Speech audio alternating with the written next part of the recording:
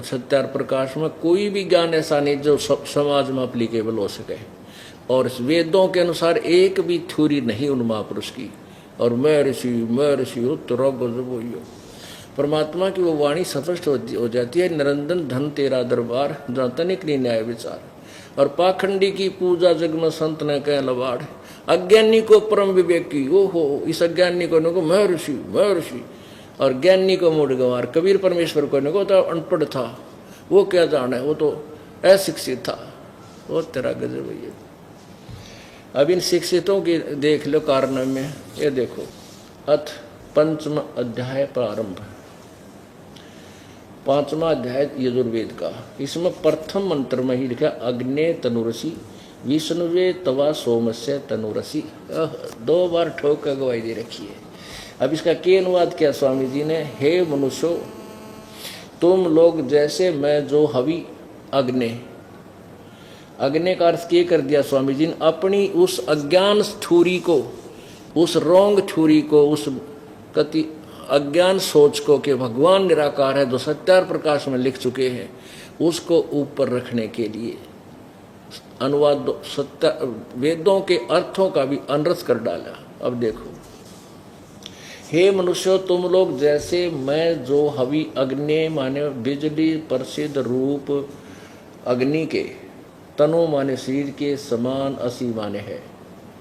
बता इसकी कोई सेंस बनी, इसका कोई अर्थ बनता है इसके इनके अनुवाद का? और सीधा अर्थ लिखते अग्नि माने हे परमेश्वर, तनु माने सह शरीर, असी माने हे परमेश्वर आप सह शरीर हैं, हे परमात्मा आप साकार हो, शरीर युक्त हो।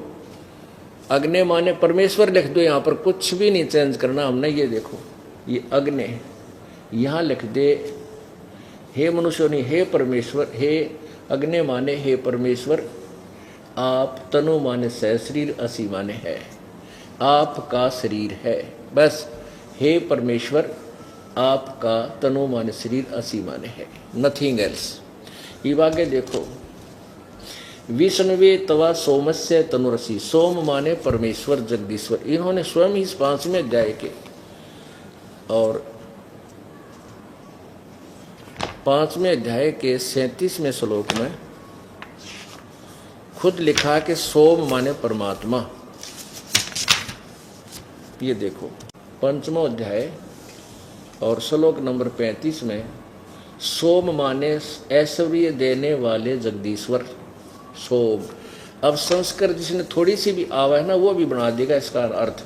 विष्णुवे तवा सोमस्य, ऐश्वर्य देने वाले जगदीश्वर आपका, सबके पालन करने के, सबकी संभाल कर, विष्णु माने सबकी देखरेख करने के लिए भी, तनुर माने शरीर, असी माने है। सोमस्य अमर पुरुष का, हे तवा माने उस, सोमस्य माने अमर पुरुष का, विष्णुवे माने सबके पालन पोषण देखरेख के। जैसे यहाँ परमात्मा दूसरे रूप में आते तो भी तनु शरीर, वो अतिथि रूप में आते, अतिथे। ये अतिथि माने अचानक आ जाना, कुछ दिन रहना फिर चले जाना, इसलिए भी आपका एक शरीर है। अब यहाँ देखो यही इसी यजुर्वेद के अध्याय नंबर प्रथम मंत्र नंबर 15 में ये देखो कितना कमाल कर रखा है स्वामी जी ने, कति खड़ा डंगा कर रखा है। ये देखो ये प्रथम अध्याय, प्रथमो अध्याय और इसका मंत्र नंबर 5, प्रथम नंबर 5 में अग्नि माने सतुपदेश करने वाले परमेश्वर। ठीक, अच्छा फिर जहाँ भी अग्नि शब्द है, अब मंत्र नंबर 11 में यहाँ किया है अग्नि माने जगदीश्वर। अच्छा फिर देखो मंत्र नंबर 13 में इसमें लिखा है अग्नि माने परमेश्वर की प्राप्ति के लिए, परमेश्वर अर्थ किया है। अब आ गया 15वां श्लोक प्रथम अध्याय का। आए हाय, यहाँ स्वामी जी ने सोचा ये तो बहुत जगह आ गया। अग्नि माने अग्नि तनुरसी, अग्ने तनुरसी। अब आ गया कि परमात्मा सशरीर है। इन्होंने यहाँ क्या किया कि इन शब्दों के अर्थ नहीं करे। अग्ने तनुरसी वाचो विसर्जनम, तो ईसदम इनके अर्थ नहीं कर रखे, जो लाल निशान ला रखे। कहीं देख लो इसमें ये अर्थ है अग्नि, ये ब्रैकेट में संस्कृत है, कहीं पर भी आपको अग्नि शब्द नहीं मिलेगा और ना तनुरसी। यानी ये शब्द अर्थ करने छोड़ दिए। इन्होंने सोचा कि इसने कौन पढ़ेगा, कौन माथा मारेगा इसमें है, और अर्थ करना छोड़ दिया कि तेरी बात थ्योरी ठीक रही रहेगी सत्यार प्रकाश वाली कि परमात्मा निराकार है और वेद का सह शरीर है। अब देखो इन्होंने केड़ंगा करा इस अनुवाद का, देखियो। मैं सब जनों के हित सहित जिस हवि और पदार्थ अर्थात पदार्थ के संस्कार के लिए बड़े बड़े पत्थर हैं और वनस्पत्य काठ के मूसल आदि पदार्थ विद्वान व दिव्य गुणों के लिए उस यज्ञ को श्रेष्ठ गुणों को प्रकाश और श्रेष्ठ विद्वान व विधि भोगों को प्राप्ति के लिए ग्रहण करता हूँ। बता, अब भगवान इन बड़े बड़े पत्थरा नर काठ के मूसला शर्मा मारा का ग्रहण करके बताइए क्या करेगा। काठ के मूसला का और पत्थरा का, इसका अर्थ अन्य है जो दास ने किया हुआ है। अब इसका कुछ और ही बहुत निर्मल अर्थ है जो दास ने अनुवाद किया हुआ है। समय आने पर आपको मालिक की दया होगी, इनका सभी का पुनर्अनुवाद किया जाएगा। एक भक्त को मैंने ये अनुवाद कुछ करके दिखाया तो उस पुण्य आत्मा ने ये सिद्धांत, ये अपने विचार दिए कि अगर ऐसा अनुवाद ये होता इस वेदों का, ये वेद घर घर में उपलब्ध होते। ये तो डंगा कर रखा है मैं ऋषि के अनुवाद न पढ़ कर शर्मा दर्द हो जाए ना, बेरा इसका सिर कित से, इसका पैर कहाँ, ये कहना के चाव है। तो परमात्मा क्या कहते हैं, निरंजन धन तेरा दरबार। अरे कालबली कहते धन है तेरे दरबार, तेरे श्लोक में कितने भी कोई न्याय यानी सत्य कहने की कोई भी सत्य कहने वाला नहीं है और सबको तूने भ्रमित करके ऐसा जुल्म करवा दिया। जब तक हम कबीर परमेश्वर की शरण में नहीं आते तब तक काल बली हर एक इंसान प्राणी को अपने रिमोट से चलाता है और जब हम परमात्मा की शरण में आ जाते हैं इसका रिमोट काम करना बंद हो जाता है। तब हमारे परमेश्वर का ही रिमोट चलता है।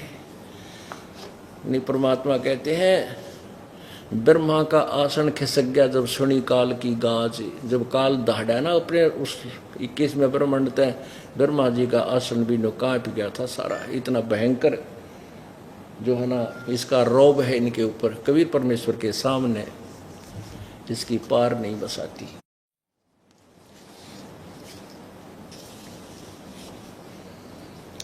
अब ये एक प्रमाण आपको और देते हैं कि परमात्मा मनुष्य जैसा है। ये देखो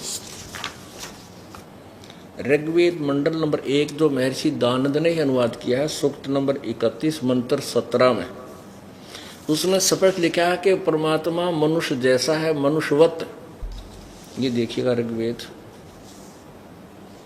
महर्षि दानद सरस्वती द्वारा भी इसका अनुवाद है। वही है जो का तो सर्वदेशी कार्य प्रतिनिधि सभा 3/5 महर्षि दानद भवन रामलीला मैदान नई दिल्ली से। ये है ऋग्वेद मंडल नंबर 1 सूक्त नंबर 31 मंत्र 17।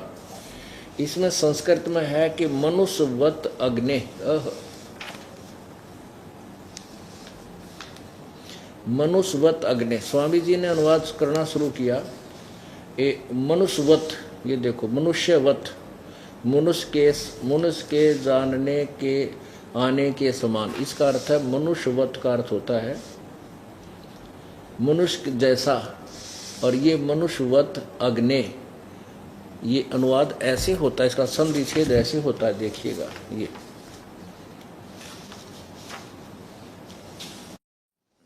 ये वही है मनुष्यवत, मनुष्यवत अग्नि। इसका ये है संधि छेद मनुष्य, इसका मनुष्यवत अग्नि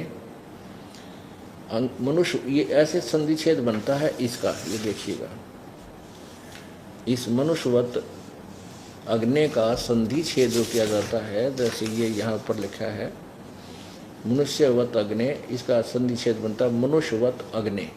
तो ये ऐसे अनुवाद बनता है कि हे मनुष्यवत, मनुष्य के समान, अग्नि माने परमेश्वर, आप अंगीरसवत, मनुष्य के समान अंगीरह शरीर धारण करके प्रत्येक युग में अपने सूचे माने पवित्र, सदने माने घर अर्थात ऊपर के सतलोक से आते हो। पहले की तरह मनुष्य के समान अर्थात जैसे मनुष्य यत्न करके कार्य सिद्ध करता है, वैसे ही आप मनुष्य के समान कार्य करते हो, जैसे दुल्हाई रूप में आकर काम करा। हे प्यारे परमेश्वर, हमें अच्छी प्रकार प्राप्त होजिए तथा प्राप्त कीजिए अर्थात हमें शरण में लीजिए।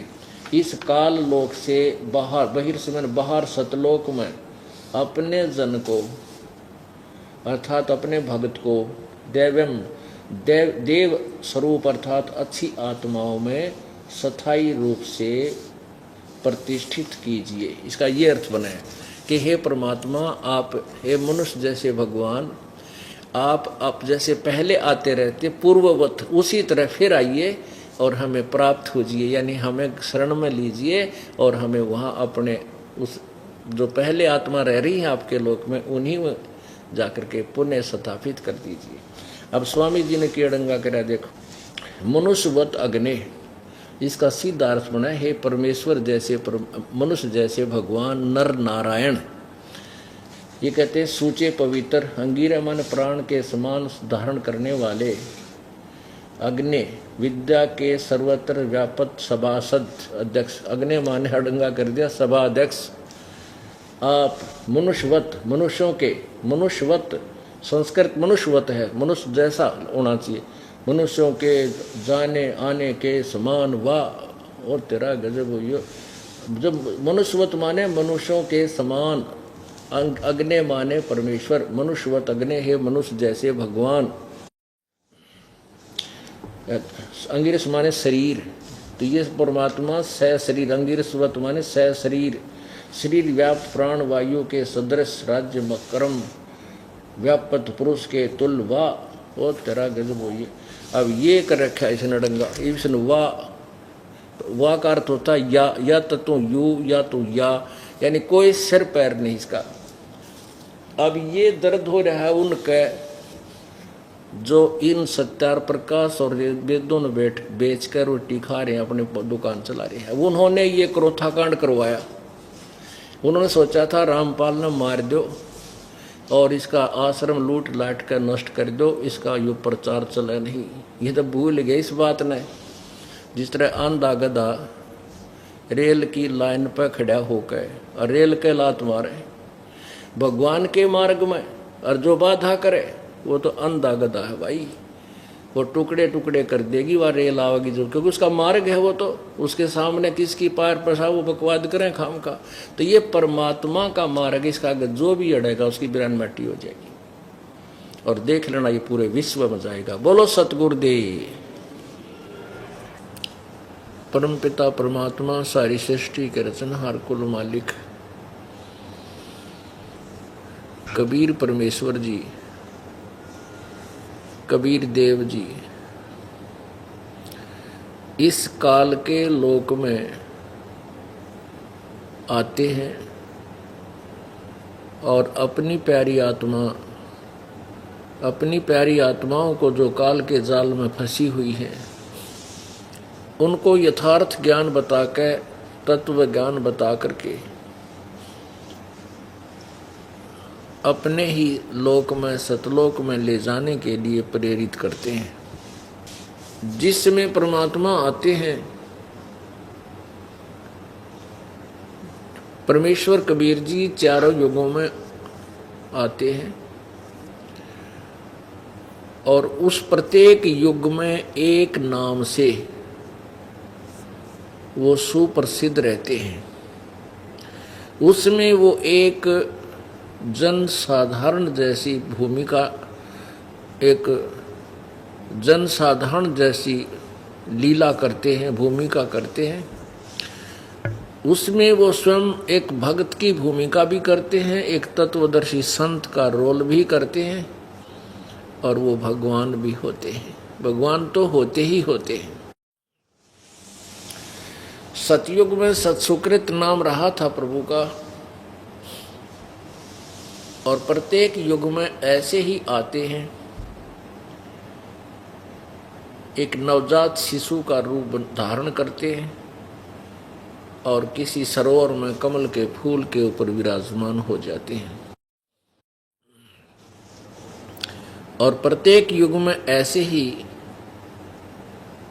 निसंतान दंपति प्रभु को ले जाती है और फिर वो उनका कंवारी गायों से परवरिश होती है। फिर वो ज्यों ही अपनी लीला करते हुए बड़े होते हैं, अपने छोटे ही आयु से 4-5 वर्ष की आयु से ही वो अपने तत्व ज्ञान को सुनाना प्रारंभ कर देते हैं। और उनके विचारों को सुनकर उस समय के विद्वान पुरुष आश्चर्यचकित रह जाते हैं। उनके पास कोई प्रश्न उत्तर नहीं होता, जवाब नहीं होता। इसी प्रकार परमात्मा त्रेता में मुनिंदर ऋषि जी के नाम से आते हैं। वही उसी प्रकार एक पूरा जीवन मनुष्य का जी करके उस समय के कर्तव्य कर्म करते हुए, स्वाभाविक कर्म करते हुए और यथार्थ भक्ति साधना करते और कराते हुए एक पूरा जीवन बिताते हैं। और ऐसे सहशरीर आते हैं, सहशरीर चले जाते हैं। द्वापर में परमात्मा करुणामय नाम से आते हैं, उसी तरह लीला करते हैं। और कलयुग में परमेश्वर अपने वास्तविक नाम के से आते हैं, कबीर नाम से, कबीर देव नाम से। और उसी प्रकार एक नवजात शिशु का रूप धारण करते हैं और फिर सहस पूरा एक जीवन जैसे जुलाहे का रूप धारण किया, जुलाहे की भूमिका की, सातवें तत्वदर्शी संत की भूमिका की और एक सुयोग्य शिष्य की भी भूमिका की कि एक भक्त में, एक दास में कैसे गुण होने चाहिए, वो भी परमात्मा ने रिहर्सल करके हमारे लिए उदाहरण छोड़ा। हम उसको देख करके अपने जीवन को बहुत बार सुचारू करते हैं। जब कभी ये मन हमारी जीवन की गाड़ी को पटरी से नीचे ले जाने की चेष्टा करता है, तो हम परमेश्वर के उस ज्ञान और उस भूमिका से अपने आप को सेट कर लेते हैं। परमात्मा आपको किसी भी वस्तु का अभाव नहीं होने देगा, कबीर जी ये समर्थ शक्ति है। लेकिन ऐसी वस्तु जो आप डिमांड करते रहोगे वो नहीं देंगे जो आपके मोक्ष में बाधक हो। पुण्यात्माओं, यदि आपने यही जन्म मृत्यु के चक्कर काटने हैं और इसी काल के जाल में रहना है तो और संत बहुत हैं। वहाँ अपना जाओ, धक्के खाओ और मरते जन्मते रहो।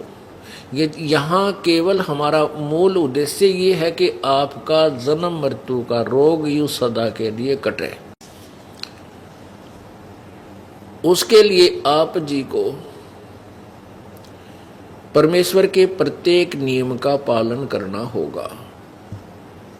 अब जैसे आप ज्ञान सुनकर आते हो,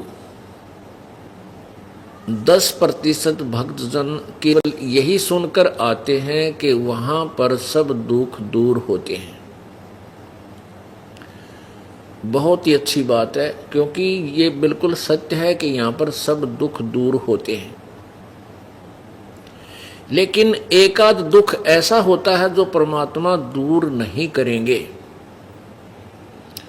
जो कि आपको उसके दूर करने से आपका मोक्ष मार्ग में बाधा बन जाएगा और ये काल का चक्कर ज्यों का तो बना रहेगा, तो उस सुख को आपको नहीं देंगे, उस दुख का निवारण नहीं करेंगे। उदाहरण के तौर पे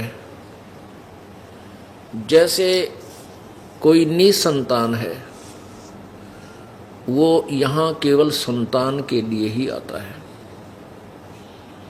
क्योंकि ऐसे लाखों हजारों कई लाख उदाहरण हैं जिनके 8-8 कई हजारों उदाहरण हैं जिनके 8-8 10-10 20-20 वर्ष 15-15 वर्ष शादी न हो गए थे और उनका संतान दे दी परमात्मा ने आते ही। और कुछ ऐसे भी उदाहरण हैं 2, 4, 10 जो मुझे मेरी नोटिस में है कि उन्होंने लगभग 4, 5, 6 वर्ष उपदेश लिया न लिए, उनका संतान मालिक ने नहीं दी और वो दृढ़ता के साथ फिर भी मालिक पर विश्वास किए हुए हैं कि जो परमात्मा करेंगे हमारे लिए सही करेंगे। इसके बीच में एक बहुत बड़ा रीजन है, कारण है। जैसे द्वापर युग में परमेश्वर कबीर देव जी आए थे, उसमें एक सुदर्शन यानी वाल्मीकि जाति में उत्पन्न सुदर्शन नाम के एक भक्त थे। उनके माता पिता परमेश्वर के चरणों में नहीं आए, उन्होंने भगवान के ज्ञान को स्वीकार नहीं किया था और सुदर्शन जी का वो ज्ञान 100% समझ में आ गया था और समर्पण भाव से प्रभु के चरणों में लगा था। सुदर्शन जी के माता पिता बार बार प्रार्थना करने पर भी परमेश्वर के चरणों में नहीं आए, उनका उपदेश नहीं लिया, वो शरीर छोड़कर चले गए। सुदर्शन जी ने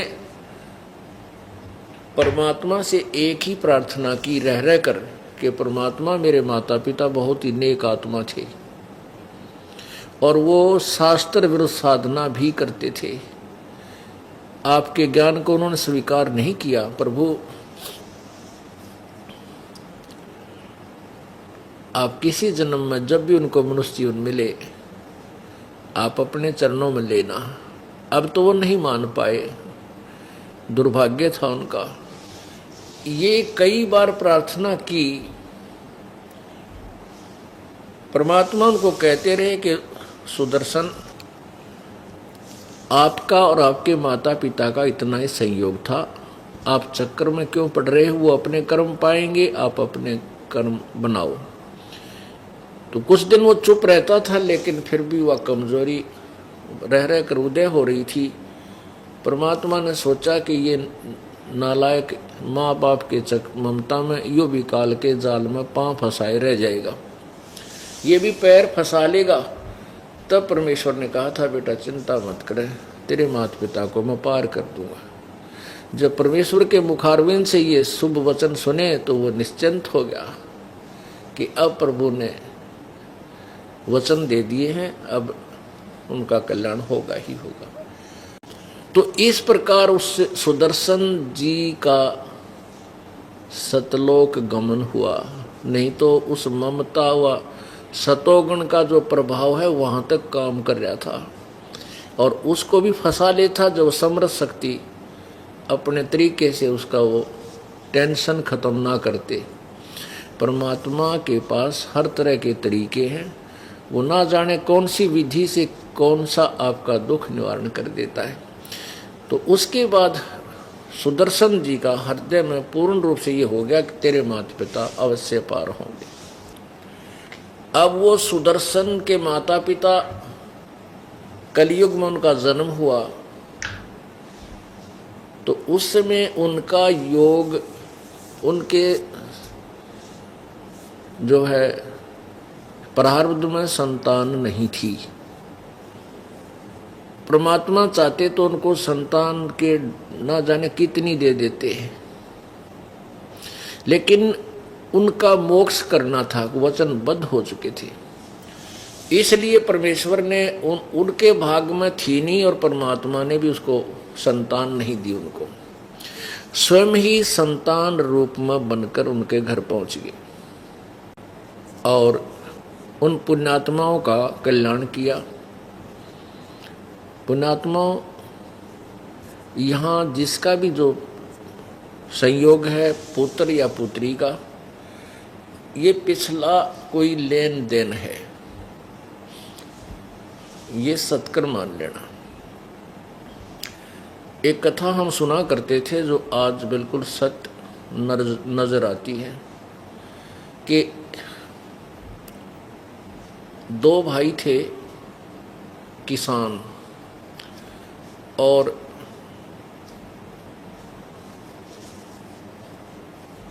बड़े की शादी हो चुकी थी। शादी होते ही माता पिता का देहांत हो चुका था, दोनों का माता पिता का देहांत हो चुका था। बड़े की शादी हो चुकी थी और छोटा भाई उस समय 13-14 वर्ष का था, वो बीमार पड़ गया। उनके जमीन अच्छी थी, यानी 20-30-40 एकड़ जमीन थी। छोटा भाई बीमार हो गया तो उसकी काफी ट्रीटमेंट करवाया, कोई लाभ नहीं मिल पाया। अंत में दोनों पति पत्नी ने क्या सोचा कि अब सुअवसर है, आप अपने भाई को, यानी उनकी अपनी सोच, उसकी पत्नी ने कहा कि इसको ये मर ही जाए तो अच्छा है, संपत्ति अपनी हो जा। भाव ये है कहने का कि दोनों की एक राय होगी कि अब तो किसी का ये भी ना होगा कि न जान के मार दिया। और वो सौतेला भाई था, छोटे वाला जो था सौतेला भाई था, यानी पहला जो था वो दूसरी माँ का और दूसरा था वो दूसरी माँ का। और फिर भी दोनों, पहली पत्नी उसकी मर गई थी, फिर वो दोनों ही मृत्यु को प्राप्त हो चुके थे, ऐसी स्थिति थी। तो उन्होंने इस दृष्टिकोण से कि इस अपने सौतेले भाई को मरवा दे और फिर ये जमीन सारी अपना हो जाए, ऐसा ही उन्होंने सोच साच के एक डॉक्टर उसका ट्रीटमेंट कर रहा था उससे बात कर ली, भाई तू इसका काम कर दे। उसने कहा मैं 500 रुपये लूँगा चांदी के, आज तो 5 लाख रुपये बने हुए। तो उन्होंने 500 रुपये दे करके अपने भाई की मृत्यु करवा दी। अब उसने 500 रुपये दे करके डॉक्टर को अपने भाई को विषाक्त औषधि खिला करके मृत्यु को प्राप्त करवा दिया, यानी उसकी मौत होगी। तो दोनों का खुशी का ठिकाना नहीं रहा। उसके बाद क्या हुआ कि कुछ ही दिनों के बाद, वर्ष 10 महीने वर्ष के बाद, उनका एक सुंदर पुत्र की, यानी सुंदर पुत्र का जन्म हुआ। इकलौता पुत्र, अच्छी संपत्ति, खूब गाय भैंस रखें, दूध खूब। तो गिने दिनों में, यानी कुछ ही वर्षों में, पहले 12 वर्ष की उम्र में शादी कर दिया करते थे। और उसमें दोबारा विवाह नहीं होता था। उस लड़की को, जो मान ले किसी का पति की मृत्यु हो जाती थी तो उसको साथ ही जिंदा को फूंक दिया करते थे, यानी सती प्रथा थी। अब क्या हुआ कि जब वो लड़का 17-18 वर्ष की उम्र का हो गया, उसकी शादी करती, ब्याह कर दिया। विवाह होने के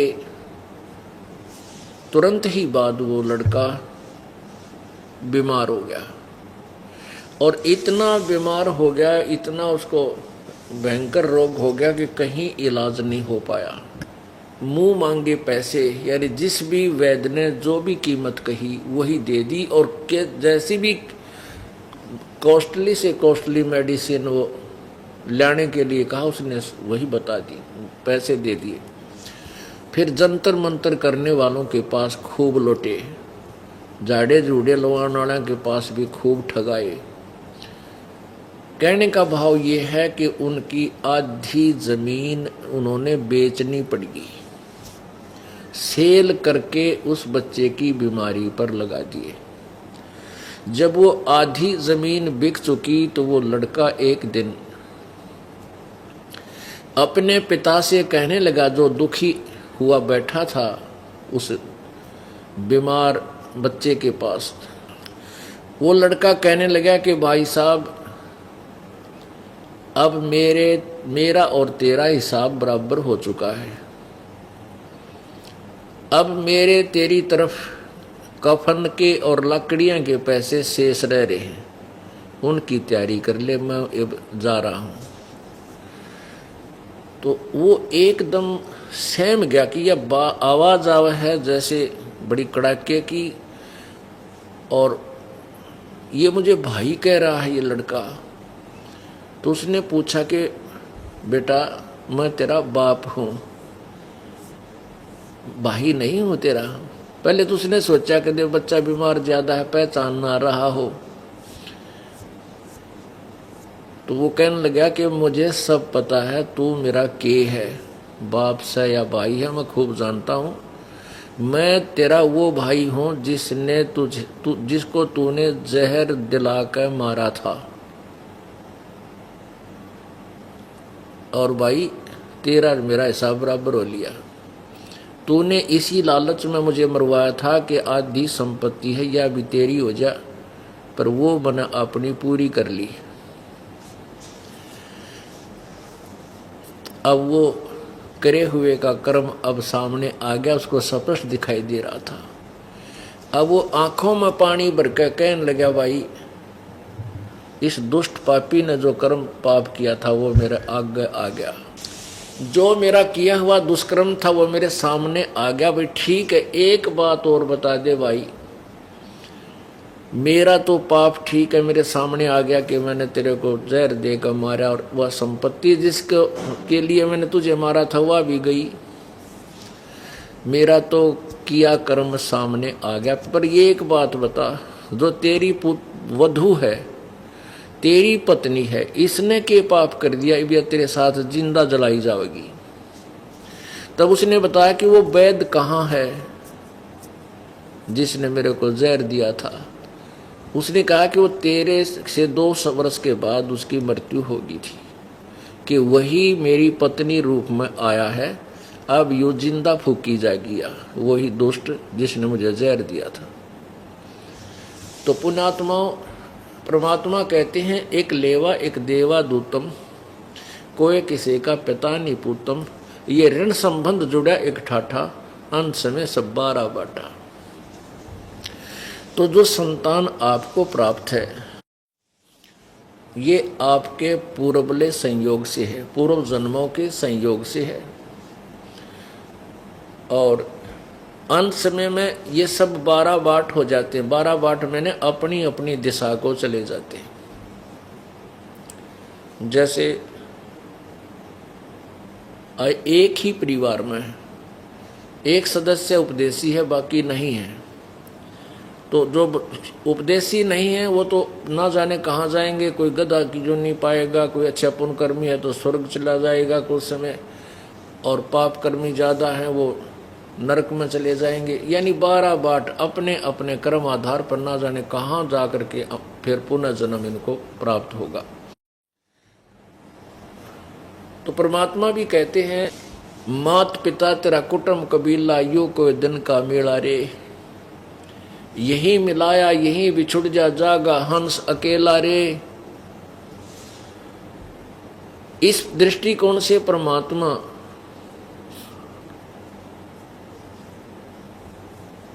ये बताना चाहते हैं कि जिनका संतान नहीं है उनका पिछला बखेड़ा समाप्त है, उनका कोई लड़यार नहीं है, पिछले जन्म का कोई डिमांड, कोई ऋणी नहीं है वह किसी के।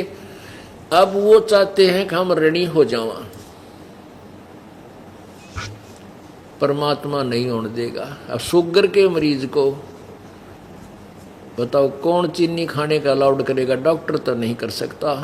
तो ऐसे स्थिति में जिनको संतान नहीं है और वो संतान उद्देश्य से यहाँ आए हैं, कुछ दिनों के बाद 1 वर्ष 2 वर्ष में उनको ये समझ में भी आ जाएगी कि ये क्या ज्ञान है।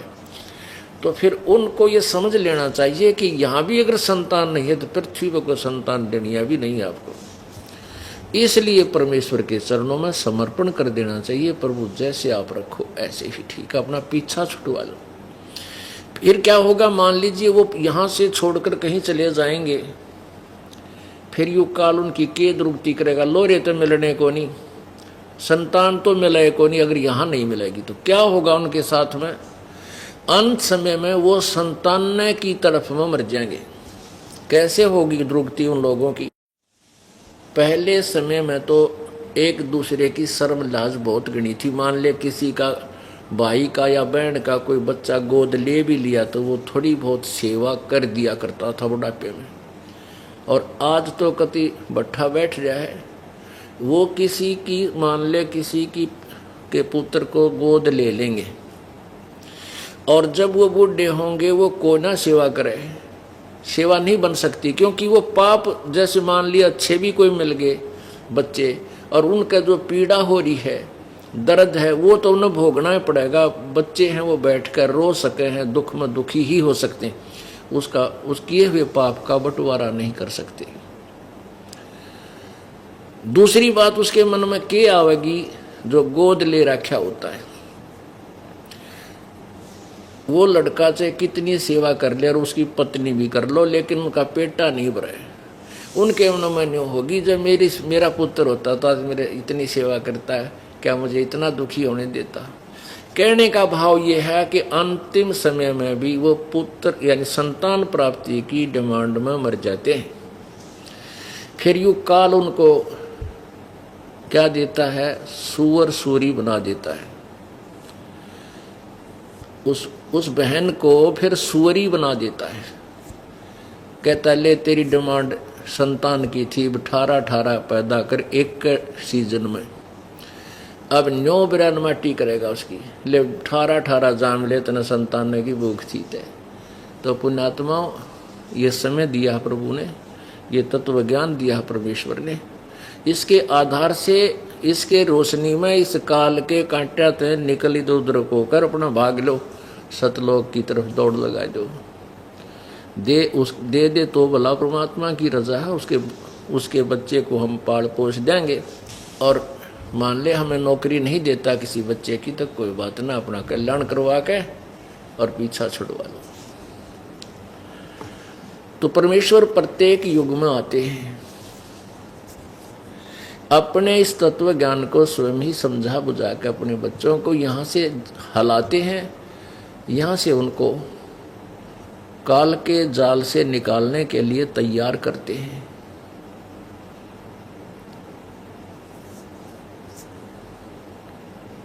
क्या बताते हैं भाई, और बात तेरे काम न आवे तू संतों शरण लाग रे, के सोवे गफलत में बंदे, जाग जाग नर जाग रे, जाग जाग नर जाग रे, और बात तेरे काम न आवे संतों शरण लाग रे, के सोवे गफलत में बंदे, जाग जाग नर जाग रे, जाग जाग नर जाग रे। इस तन सराय में जीव मुसाफिर, करता रहे दिमाग रे, इस तन सराय में जीव मुसाफिर, करता रहे दिमाग रे, रात बसेरा कर ले डेरा, चले सवेरा त्याग रे, चले सवेरा त्याग रे, और बात तेरे काम न आवे संतों शरण लाग रे, के सोवे गफलत में बंदे, जाग जाग नर जाग रे, जाग जाग नर जाग रे। भाई उमदा चोला बण्या अनमोला, ये लगे दाग पे दाग रे, उमदा चोला बण्या अनमोला, ये लगे दाग पे दाग रे, 2 दिन की गुजरान जगत में, क्यों जड़े बिरानी आग रे, जड़े बिरानी आग रे, और बात तेरे काम न आवे तू संतों शरण लाग रे, के सोवे गफलत में बंदे, जाग जाग नर जाग रे, जाग जाग नर जाग रे। कुबद कांचड़ी चढ़री चत पे, तू ओया मनुष्य से नाग रे, कुबद कांचड़ी चढ़री चत पे, तू होया मनुष्य से नाग रे। सूझे नहीं सजन सुख सागर, बिना प्रेम बैराग रे, बिना प्रेम बैराग रे। और बात तेरे काम न आवे, संतों शरण लाग रे, के सोवे गफलत में बंदे, जाग जाग नर जाग रे, जाग जाग नर जाग रे। भाई हर सुमरे सो हंस कवावे, ये कमी क्रोधी कागरे। हर सुमरे सो हंस कवावे, ये कमी क्रोधी कागरे। बोरा न बर में विष के बन में, चल बेगमपुर बाग रे, चल बेगमपुर बाग रे। और बात तेरे काम न आवे, संतों शरण लाग रे, के सोवे गफलत में बंदे, जाग जाग नर जाग रे, जाग जाग नर जाग रे। भाई शब्द से न सतगुरु की पेछानी, पाया अटल सुहाग रे। शब्द से न सतगुरु की पेछानी, पाया अटल सुहाग रे। नितानंद महबूब गुमानी, परगटे पूर्ण बाग रे, परगटे पूर्ण बाग रे। और बात तेरे काम न आवे, संतों शरण लाग रे, के सोवे गफलत में बंदे, जाग जाग नर जाग रे, जाग जाग नर जाग रे। सत साहिब। अब क्या बताया है इस शब्द में, इस वाणी में? ये शब्द जो है वैसे कबीर परमेश्वर जी का है। इसमें लास्ट वाली जो लाइन है दो, इनमें परिवर्तन है और इसके स्थान पर परमेश्वर की एक वाणी और है, एज इट इज ज्यों की तो। वो कबीर शब्दावली के अंदर, कबीर शब्दावली के अंदर लिखी हुई है। उसमें एक और दोहा है, एक और कली है उसमें। भाई ऊठ सवेरे ओका भर लिया, के जाग्या नर भाग रे। उठ सवेरे ओका भर लिया, के जाग्या नर भाग रे। राम भजा ना सुमरण कीना, फूटे तेरे बाग रे, फूटे तेरे बाग रे। मान लीजिए ये दो तरह का जागना बताया है। एक तो सुबह उठते ही प्रभु को याद करे तो उस जागरण का लाभ होया। एक नो के उठते हुक्का ठोक लिया और गुर्र गुर्र, फिर खूब खूब, फिर धूमा पूरे परिवार ने कमरे में ठोक दिया। बच्चे सो रहे हैं, पोते पोती बेटा बेटिया, उनको भी पै दिया साथ में सोते सोए हुए को। तो फिर के जाग्या नर भाग रे, ऐसा था पड़ा रहा पाछे उठ ले और बड़काते। तो जाग गए तो भगवान ने याद करे। दूसरा जागना ये है कि हम इस काल की, इस माया का मोह ममता की नींद में हम सोए पड़े हैं और परमात्मा की ये प्रेरणा, ये आवाज प्रभु की जो ये दास लगा रहा है, परमात्मा का भेजा हुआ कुत्ता बनकर, आप धनियों को जगा रहा है भौंक भौंक के, तो कहते हैं वो जाग गए वो, और जाग के फिर भक्ति पर लग जावे। तो जगना ये है कि तू जिस व्यवस्था को, इस संसार को, संपत्ति को, परिवार को अपना मान रहा है, ये तेरा को नहीं, ये तेरा नहीं है, ये जागना है। ये भगवान के बच्चे हैं, वो तेरे संयोग संस्कारवश तेरे पास आए हुए हैं, अपना अपना संस्कार पूरा होते हुए वो चले जाएंगे, तेरे डटे नहीं डटेंगे। जिसका भी जब संयोग पूरा हो जाएगा वो वहीं शरीर छोड़ जाएगा, किसी के रोके नहीं रख सकते। मेरी शरण में आ जाओगे, प्रभु की शरण, कबीर परमेश्वर कहते हैं मेरी शरण में आ जाओगे तो मैं फिर तुम्हारे ये जो संस्कार है इनको भी ठीक ढंग से पूरे करवा दूंगा। और मान लीजिए किसी बालक की मृत्यु होनी है और उसने नाम ले लिया और वो सही नियम पर रुक रहा है, तो उस बच्चे को भी जीवन दे दूंगा। मेरी तो सारी ये तो आत्मा मेरी है, तो उसका भी कल्याण करूंगा और तुम्हारे चोट भी ना लगेगी, बेटा मर गया, उनका तुम्हारा लेन देन भी ठीक करवा दूंगा। पर तुम गफलत कर जाते हो परमात्मा के चरणों में। मान लीजिए आपका ऐसा शुभ संस्कार है कि अभी कोई चोट लागनी नहीं और आप इस शरण में आ गए, आपको और लाभ गणा मिलेगा, क्योंकि पहला संस्कार तो अच्छा है ही, हर साथ में ये मालिक का और एक्स्ट्रा ऐड मिल गई तो और गणे सुखी हो जाओगे। फिर क्या होगा, फिर आप गफलत अवश्य करोगे। ये नियम है इस काल का, इस लोक का। और गफलत करोगे तो कितना लोक लाज में आकर कोई नियम भंग कर दोगे। और नियम भंग होने के बाद मान लीजिए कोई ऐसा बुरा संस्कार आपका आसपास था कि जिससे कोई घटना, दुर्घटना जबरदस्त घटनी थी, तो फिर वह घट जाएगी, वो आपका चोट लग जाएगी, क्योंकि आपने परमात्मा का जो कंबल दिया था सर्दी से बचाव के लिए वो उतार दिया, फिर नमूनिया होगा ही होगा।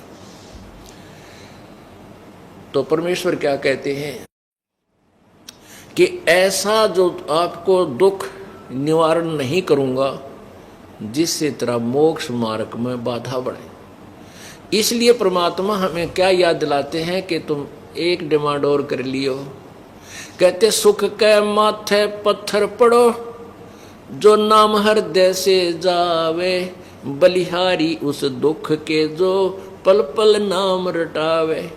कि हे भगवान ऐसा सुख भी ना दिए जिससे तेरा नाम भूल जाऊं, आग लगे ऐसे सुख है, और वो दुख, ऐसा दुख भी वरदान है हमारे लिए जो आपकी याद दिलाता रहे, रह रह के आपको याद करता रहूं। ऐसा दुख भी दिए रखना परमात्मा कि तेरी भूल ना पड़ जाए। तो ऐसा परमेश्वर अवश्य रखेगा आपको पार करने के लिए। हमें बार बार क्या चेतावनी देते हैं परमात्मा, मन तू चल रे सुख के सागर, जहां शब्द सिंधु रत्नागर। मन तू चल रे सुख के सागर, जहां शब्द सिंधु रत्नागर। शब्द जैसे शब्द स्वरूपी राम, अविनाशी परमेश्वर, शब्द कभी नष्ट नहीं होता। शब्द सिंधु, सिंधु माने वहाँ अविनाशी अमरत्व का सागर है। शब्द सिंधु रत्नागर, ओहो, रतन मोक्ष रूपी रत्नों का आगार माने डिपो, यानी खान है वो। तो क्या कहते हैं, मन चल रहे सुख के सागर, जहाँ शब्द सिंधु रत्नागर। अब सुख सागर किसे कहते हैं कि जहाँ दुख ना हो। जैसे सागर में, समुद्र में जहाँ तक देखा जल ही जल होता है, उसमें अन्य वस्तु नहीं होती है। तो इसी प्रकार सुख सागर का अर्थ है कि सतलोक वो स्थान है जहाँ दुख नहीं है। शंखों लहर मेहर की उपजे, कहर नहीं जा कोई, दास गरीब अचल अविनाशी, सुख का सागर सोई। शंखों लहर मेहर की उपजे, जैसे दिन में या 2-4 दिन में एक कुछ अक्षण ऐसे आते हैं, आत्मा इतनी आत्म विभोर हो जाता है ये प्राणी, और अंदर से एक इतनी अच्छी हिलोर सी उठती है कि दुश्मन भी दुश्मन नजर नहीं आता है, सब अपने से नजर आते हैं, उसके प्रति भी प्यार भर आता है। लेकिन वो होता है थोड़ी सी देर का। वो जो सुख है वो बिल्कुल न्यारा है, ना वो कितनी संतान उत्पत्ति तो वो संतान प्राप्ति से हो सकता है, ना चाहे करोड़ रुपये धन मिल जाए उससे भी वो सुख वैसा नहीं हो सकता। वो शंखों लहर मेहर की उपज है। उस सतलोक के अंदर ऐसी ऐसी सुख, ऐसा ऐसा जो प्रेरणाएं हैं, हिलोर शंखों लहर मेहर की उपजे और कहर नहीं जा कोई। यहाँ तो वो कुछ ही क्षणों की होती वह मेहर की लहर, यानी सब पर दया आती है, और उसके बाद फिर वो जो के तो कहर की लहर, नो कर दूंगा नो कर दूंगा। वो लड़का आज फेल हो गया, देख उसने 1 साल खो दिया, भैंस नहीं हुई, काटड़ा मर गया, यानी इस तरह के फिर वो कहर की लहर शुरू हो जाती है। यहाँ तो मच्छर से लड़े मिनट में इस पाप कर्मों के प्राणी के। तो परमात्मा ही दया करेंगे, ये तत्व ज्ञान और अपनी सतभक्ति रूपी मच्छरदानी आपको देंगे, जिससे आपको आपके कष्ट जो है नहीं आएंगे, आपको नहीं परेशान करेंगे पाप कर्म। एक यहाँ पर बहुत से एक ऐसे भी उदाहरण आते हैं कि किसी एक परिवार ने नाम ले लिया और उनका भूत बड़े थे। यहाँ तो ये ट्रीटमेंट तो वैसे होता है, ये 3 ताप का जो दुख है तो वैसे फरी, ये तो अपने आप भाग जाते हैं इस परमात्मा की मंत्र जन या अभ्यास से, जाप से अपने आप भाग जाते हैं। तो वो उनके भूत फिर उनके रिश्ते, यानी उन्हीं के चेता हुआ हम चले जाएं सारे। तो वो भूत जाकर बोल रहे हैं कि वहाँ तो हम ना जावा, थारा आगे आपका आगे। तो वो चले फिर शाणा के उन जो है ना दुनिया बर्बाद करने वाले मूर्खों के पास जाड़े लानिया दौर। वो इन्हों के हैं कि तुम्हारे उनने अपने भूत थारे भिजवा दिए। ये जो सतलोक आश्रम क्रोथा में आते हैं वो उनको उनके तरह को नहीं हुआ, क्योंकि उनका तो मच्छरदानी लाग गई। अब वो दूसरों के वो कहते हैं कि उनने करवा दिया थारा, वो सारे तुम्हारे भिजवा दिए। अब वो जो उनके मूर्ख बक आए हुए फिर वो मारे भगता के लड़नों के तुमने मारा भिजवा दिया अपने भूत। तो वो आके कहें जी हमने रोज दुखी करे हैं, लड़ाई करें हमारे साथ, तुम आओ नन्नों का जो तुम मारा भिजवा दो हम के नाटा। हाँ तुम भिजवा दो मारे बेटी, तुम्हारे तो मच्छरदानी लाग गई। ये मच्छर तो उनका लड़ेंगे जिनके मच्छरदानी ना लाग रही। यह सत परमात्मा की सत भक्ति रूपी मच्छरदानी तुम उनका लवा दो, उनका भी भाग जाएंगे कि तो और ठिकाना ढूंढ लेंगे। कहने का भाव यह है कि परमात्मा के पास ये देवी देवता भूत पितर जाकर हाथ जोड़ कर खड़े हो गए। कबीर परमेश्वर के पास जब काश बनारस में रहा करते हैं, एक जुल्हे की भूमिका कर रहे थे, तब वो गुरु रूप में थे, परमात्मा सतगुरु रूप में थे। वो यही कहा करते कि ये भूत पूजा पितर पूजा देव पूजा कति त्याग दो। तुम्हारी गीता जी अध्याय नंबर 9 के श्लोक नंबर 25 में मना किया है कि भूत पूजेंगे भूत बनेंगे, पितर पूजेंगे पितर, देवताओं को पूजेंगे उनके नौकर वहीं जाकर उनके पास रह जाएंगे, और भगवान के पुजारी भगवान को मिलते हैं। तुम क्यों फिर ये डले ढो रहे हो? तो सभी जो भक्त थे वो परमात्मा के आदेश का पालन करके उन पितरों और भूतों की पूजा त्याग देते थे। और मंत्र के सामने ये परमात्मा का जो जाप दिया जाता है, ये भूत पितर प्रेत भाग जाते हैं कुछ दिनों में आप पेट छित गए। तो अब उनको परमात्मा के पास ये सभी जाकर खड़े हुए कि हमने ठोर बता गुरु महाराज जी, आपके पुजारी तो हमें नहीं पूज रहे हैं। परमात्मा बोले जो मुझे नहीं पूजते वो उनको लूटो खाओ, जो मेरी पूजा हमारी पूजा नहीं करते, जो मेरे शरण में नहीं है, बाकी तुम्हारे लिए है, उन्हें खाओ, उनके उनसे धरवा लो 5 लत्ते हैं, बनवा लो मंडी, उन जा करके कुछ भी करवाओ। देवी देव ठाढ़े भय हमको ठोर बताओ। परमेश्वर बोले जो मुझको पूजे नहीं उनको लूटो खाओ। देवी देव ठाढ़े भये कि हमको ठोर बताओ, हमें जगह दो कहाँ जाएं। परमात्मा बोले जो मुझको नहीं पूजते वो उनको लूटो खाओ, उनके पास जाओ, वो तुम्हारे लिए छोड़ रखे। तो पुण्यात्मा जो भी परमेश्वर की शरण में समर्पण हो जाएगा, ले लेगा, उनका ये पितर भूत प्रेत सब भाग जाएंगे। अगर वो कुछ दिन परेशान करते हैं तो आपकी वीकनेस के कारण आप दोगले से चलोगे जब तक होगा। जिस दिन आप अनन्य मन से प्रभु के चरणों में समर्पण कर दोगे फिर नहीं रहेंगे। ढूंढे भी ना पाओ पड़ोसियां तो भी दूर भागेंगे। आपके घर में जो परमात्मा की मंत्र वाणी चलेगी उससे भी उनका तीर से लगते हैं, ये भाग जाते हैं डरते। इस मालिक की वाणी में इतनी शक्ति है। और मंत्र का तो कहना है कि जो जाप आपको दिया जाता है सिमरन करने का, मोक्ष के लिए तो है ही है, लेकिन अन्य जो दुखदायी तत्व हैं वो भी दूर भाग जाते हैं। आपके ऊपर कभी भी कोई आपत्ति आवे, किसी भी प्रकार की कोई आकृति भयंकर, या अपने कोई स्वप्न में एक अपना नियम बनाओ, याद रखो इस बात को। उसी समय आप जो है ना श्वास का सिमरन, जो सत्य नाम है, इसका सुमरण शुरू कर दो, तो उससे सिमरन करते ही वह सब भाग जाएंगे, निकट नहीं रहेगा, चाहे कितने भयंकर आपके ऊपर आपत्ति आ गई हो।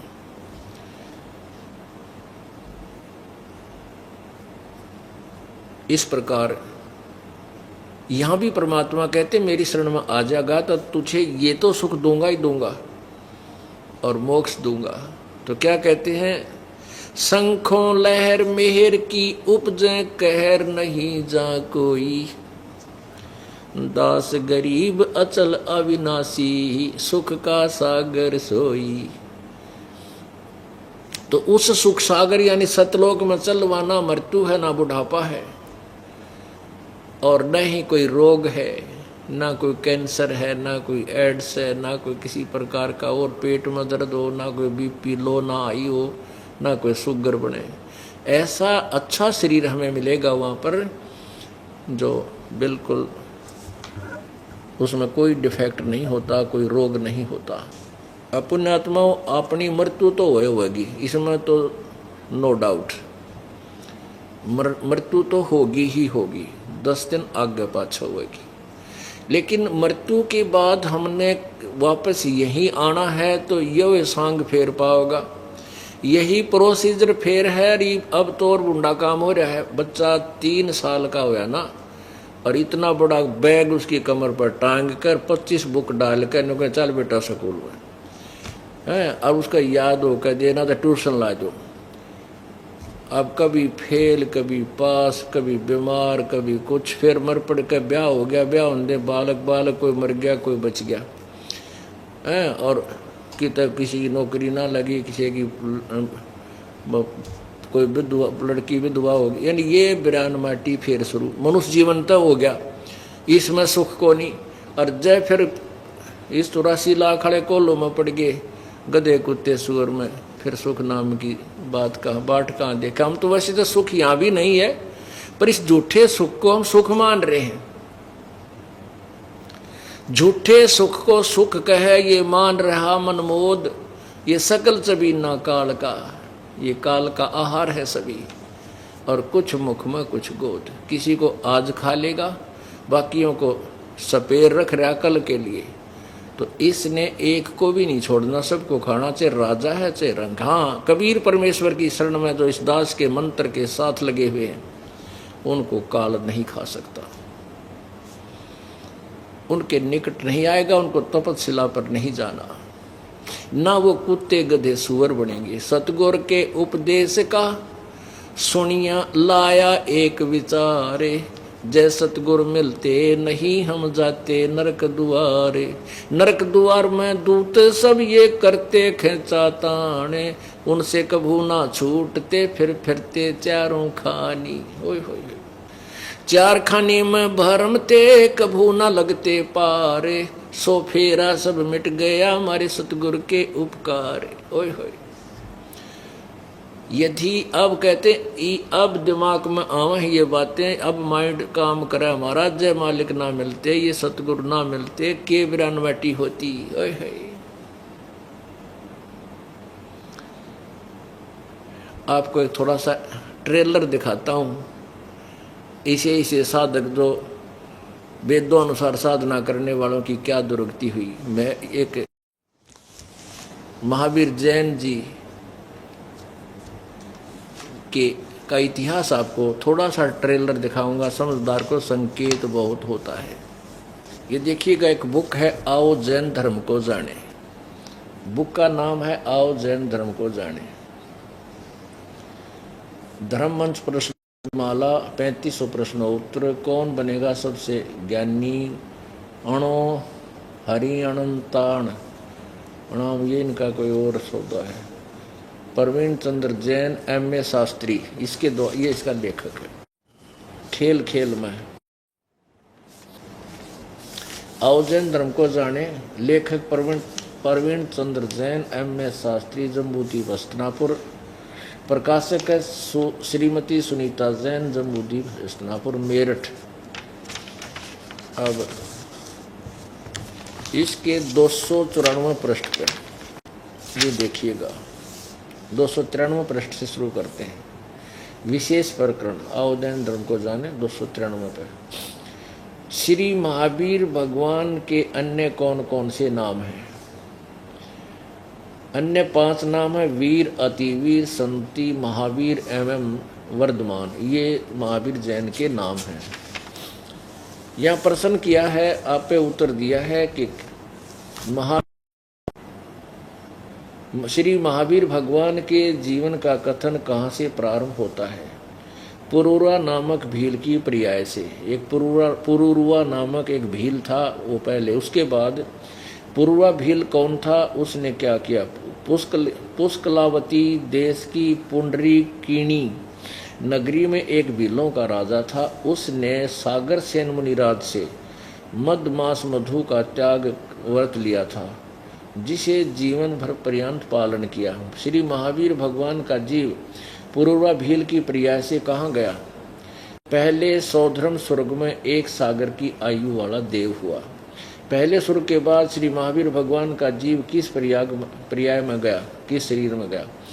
भरत चक्रवर्ती की रानी अनंतमती से मारीची नामक ज्येष्ठ पुत्र हुआ। भरत कौन था जिसका पुत्र मारीची हुआ। ये राजा ऋषभ देव का पुत्र था। राजा ऋषभ देव की 2 पत्नियां थी और 1 से 99 पुत्र हुए थे, 1 से 1 और 2 पुत्रियां थी। सत साहेब, अगर आपको सत्संग वीडियो अच्छी लगी हो तो हमारे चैनल को लाइक करें, सब्सक्राइब करें। सत साहेब।